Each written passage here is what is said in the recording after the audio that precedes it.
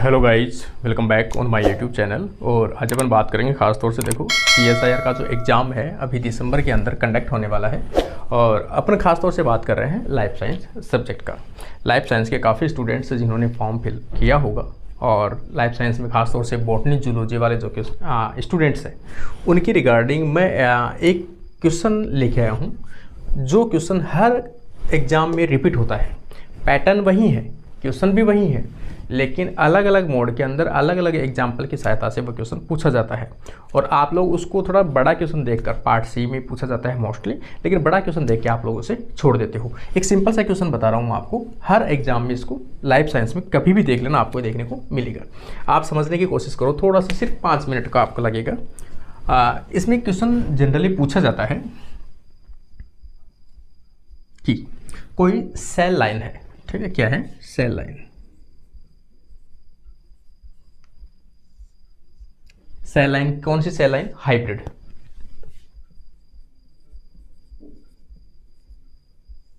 Hybrid का मतलब दो सेल्स का कॉम्बिनेशन। तो यहां पर दो सेल्स का किसी साइंटिस्ट ने कॉम्बिनेशन करवाया है, human cell plus mouse cell, ठीक है। दो सेल का कॉम्बिनेशन कराकर और इन्होंने एक हाइब्रिड सेल बनाई। और हाइब्रिड को जैसे ही आप क्या करते हो, कल्चर करते हो, इस हाइब्रिड को कल्चर करते हो, कुछ टाइम के बाद में आपको पता है ह्यूमन के जो क्रोमोसोम है धीरे धीरे प्रत्येक डिवीजन के बाद, ठीक है, ईच सेल डिवीजन के बाद क्रोमोसोम क्या होने लगते हैं? डिग्रेड होने लगते हैं। क्रोमोसोम की संख्या डिक्रीज होने लगती है। क्रोमोसोम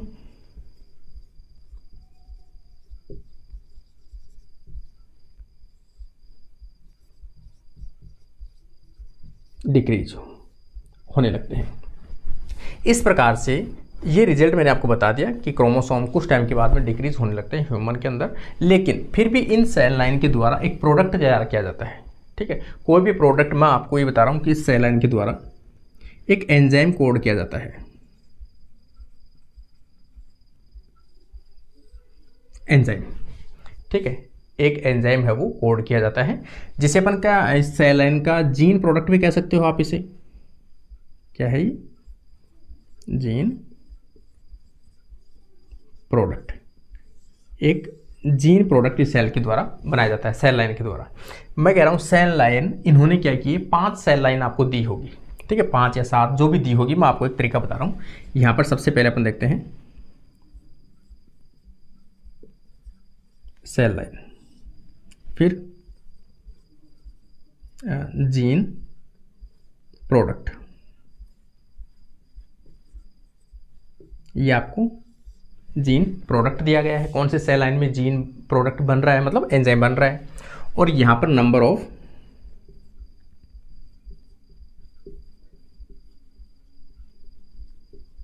क्रोमोसोम दिया गया है।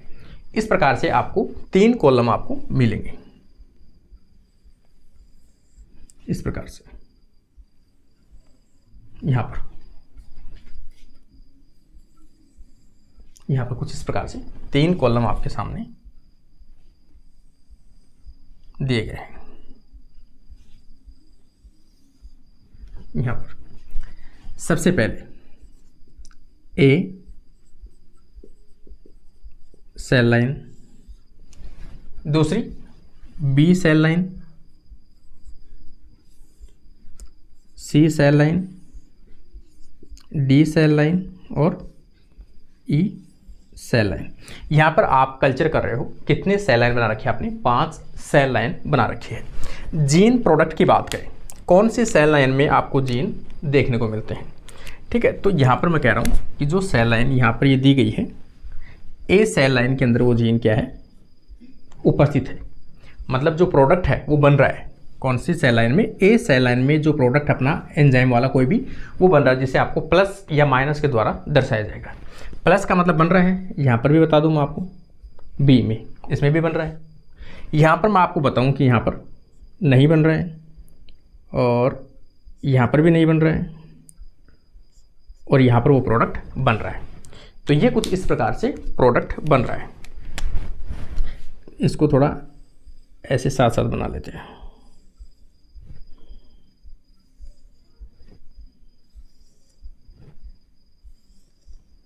ठीक है, सेल लाइन बना रखी है। सेल लाइन ए में प्रेजेंट है प्रोडक्ट, बी में प्रोडक्ट प्रेजेंट है, और ई में प्रोडक्ट प्रेजेंट है।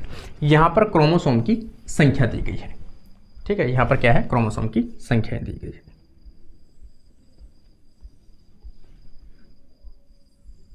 सेम आपको कुछ इस प्रकार की टेबल मिलेगी। जब पेपर में बी पार्ट या मोस्टली सी पार्ट में अगर आपको इस प्रकार की टेबल मिले तो अब आप एक बार क्वेश्चन को जरूर पढ़ें कि कहीं सेल लाइन वाला प्रोडक्ट तो नहीं है या क्वेश्चन तो नहीं है।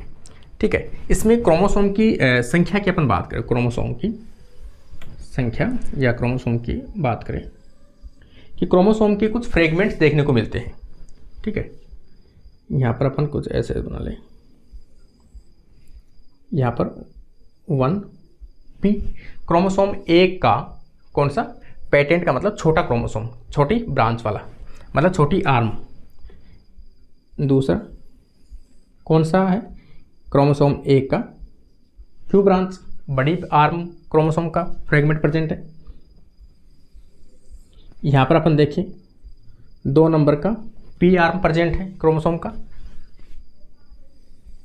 2 नंबर का क्यू ब्रांच का सेगमेंट प्रेजेंट है, 3 नंबर का पी और 3 नंबर का क्यू है,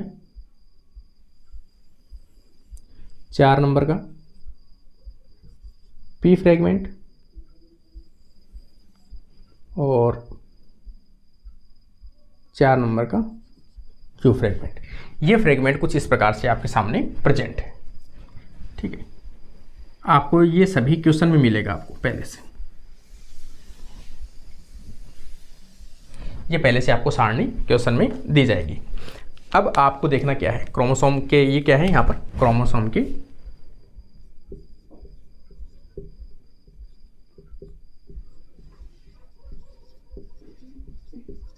फ्रेगमेंट्स, क्रोमोसोम के फ्रेगमेंट्स कुछ इस प्रकार से दिए होंगे। इनमें जो प्रोडक्ट बन रहे हैं, और यहाँ क्रोमोसोम के सेगमेंट अपन देख रहे हैं, कौन से सेगमेंट इस सेल लाइन में प्रेजेंट है। जैसे मालूम आपको ये कहूँ, यहाँ पर ये सेल में प्रेजेंट है, ये कौन सा क्रोमोसोम का जो फ्रेगमेंट है, कौन सा, क्रोमोसोम 1 का पी ब्रांच, मतलब पी आर्म जो है क्रोमोसोम की, छोटी आर्म जो है। जैसे अपन क्रोमोसोम को अपन देखते हैं, 2 प्रकार की आर्म होती है, पी स्मॉल और क्यू लॉन्ग।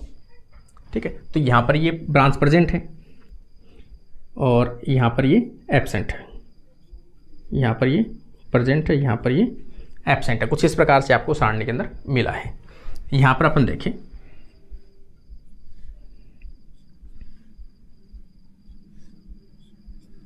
इस प्रकार से आपको क्वेश्चन में पहले से जो है वो दिया गया है।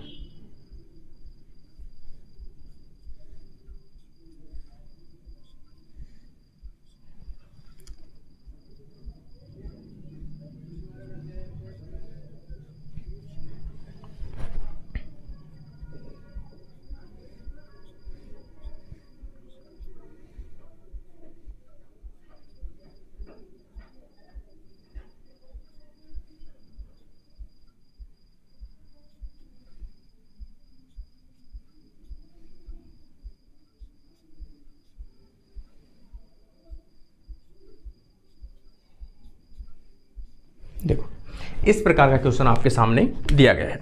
सिर्फ आपको ये क्वेश्चन की लाइन पढ़नी है कि पूछ क्या रहा है वो।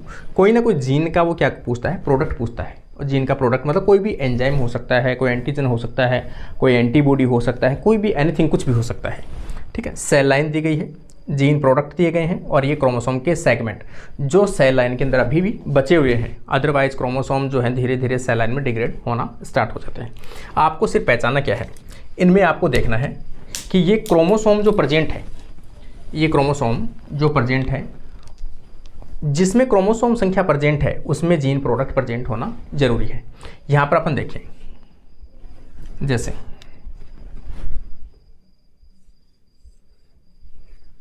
जीन प्रोडक्ट प्रेजेंट है, यहाँ पर भी प्रोडक्ट प्रेजेंट है और यहाँ पर भी प्रेजेंट है। इसका मतलब सेल लाइन ए में प्रोडक्ट बन रहा है, सेल लाइन बी में प्रोडक्ट बन रहा है और सेल लाइन ई के अंदर प्रोडक्ट बन रहा है। 3 सेल जो लाइन है ऐसी है जिनमें प्रोडक्ट बन रहा है। अब क्रोमोसोम देखना है कि यहाँ पर क्रोमोसोम ये भी प्रेजेंट है तो ये बन भी रहा है, लेकिन ये क्रोमोसोम यहाँ पर क्या है, बी सेल लाइन में भी प्रोडक्ट तो बन रहा है जबकि ये क्रोमोसोम ही नहीं है।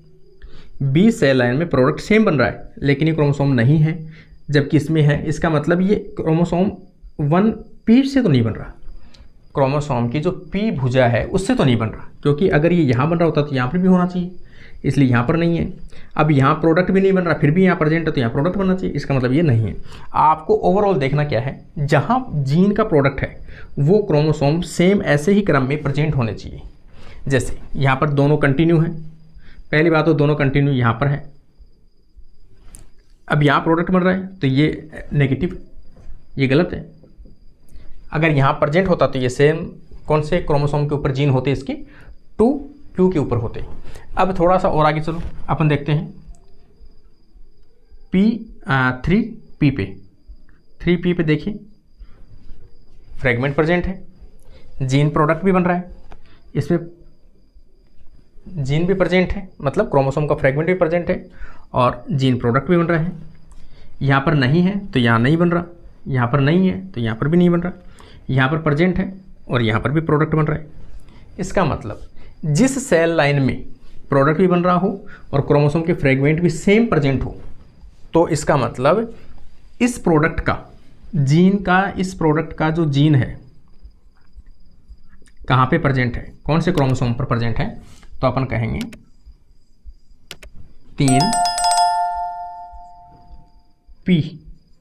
इस क्रोमोसोम की भुजा के ऊपर ये जीन है वो क्या है, प्रेजेंट है।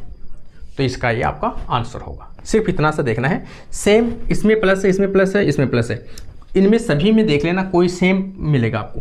यहाँ भी सेम मिल गया आपको, यहाँ भी सेम मिल गया आपको और यहाँ पर भी सेम मिल गया और यहाँ पर भी सेम, ठीक है, क्योंकि यहाँ पर भी नेगेटिव है, यहाँ पर भी नेगेटिव है और यहाँ पर भी नेगेटिव है।